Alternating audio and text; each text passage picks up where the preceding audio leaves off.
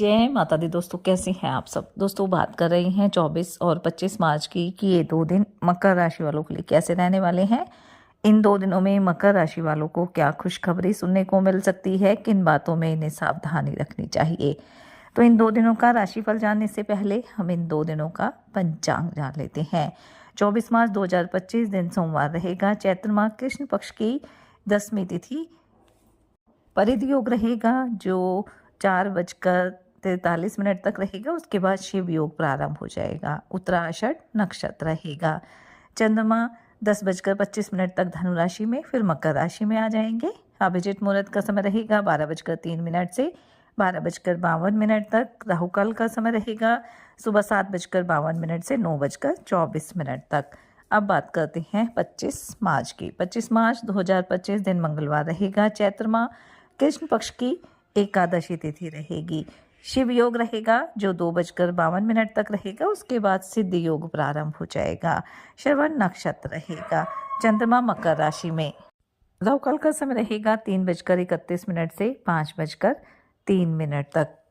25 मार्च 2025 को एकादशी तिथि रहेगी और चैत्र माह के कृष्ण पक्ष की जो एकादशी होती है उसे पाप मोचनी एकादशी के नाम से जाना जाता है। और इस दिन लक्ष्मी नारायण की पूजा अर्चना करने से व्यक्ति को समस्त पापों से मुक्ति मिलती है और हर इच्छा की पूर्ति होती है।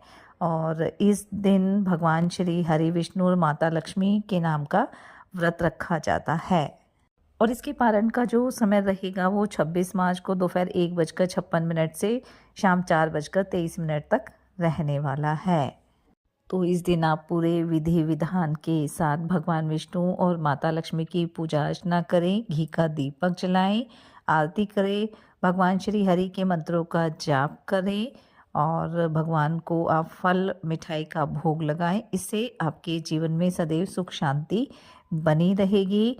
और भगवान विष्णु को तुलसी दल अवश्य आप अर्पित करें क्योंकि वो उन्हें अत्यंत प्रिय होते हैं।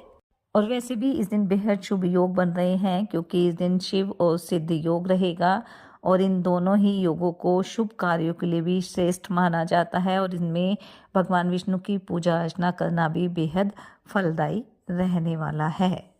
और मंगलवार का दिन रहेगा तो बेहद शुभ संयोग है। तो इस दिन आप पूरे विधि विधान के साथ हनुमान जी और भगवान विष्णु की पूजा अर्चना करें।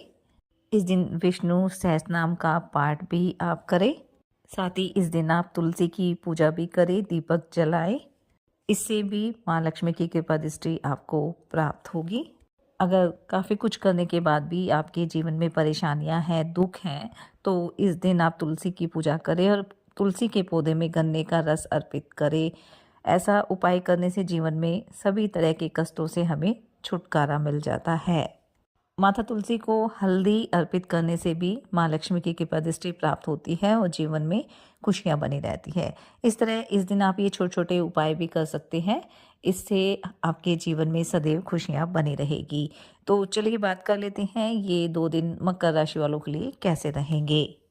ये 2 दिन मकर राशि वालों के लिए लाभकारी रहेंगे। इन 2 दिनों में आपके रुके हुए कार्य भी पूरे होंगे जिससे आप काफ़ी राहत महसूस करेंगे। घर परिवार के दृष्टिकोण से भी ये 2 दिन आपके लिए अच्छे रहेंगे। आपको कोई बड़ी जिम्मेदारी भी मिल सकती है जिसकी वजह से आप थोड़ा व्यस्त तो हो जाएंगे, लेकिन इससे घर परिवार में आपके मान सम्मान में वृद्धि होगी। अगर किसी भी तरह का पारिवारिक मामला रहेगा तो आप उसमें अपने बड़ों की सलाह भी लेंगे। धर्म कर्म में भी काफ़ी रुचि रहेगी। भगवान की भक्ति में आपका खूब मन लगेगा। भाई बहनों का भी साथ आपको मिलने वाला है। किसी पुराने मित्र से भी लंबे समय के बाद आपकी मुलाकात हो सकती है जिससे आपका मन काफ़ी प्रसन्न रहेगा। विद्यार्थियों के लिए 2 दिन अच्छे रहेंगे। आप एकाग्र होकर अपनी पढ़ाई लिखाई पर ध्यान देंगे और इससे प्रतियोगी परीक्षा में आपको सफलता प्राप्त होगी।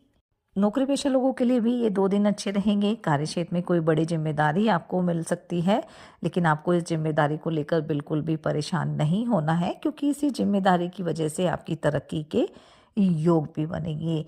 उच्च अधिकारी और जो सहकर्मी हैं, जो जूनियर हैं, आपका पूरा सहयोग करेंगे।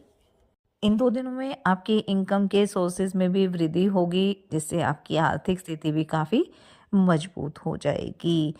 घूमने फिरने भी आप जा सकते हैं और इस दौरान कोई अच्छी सूचना भी आपको सुनने को मिल सकती है।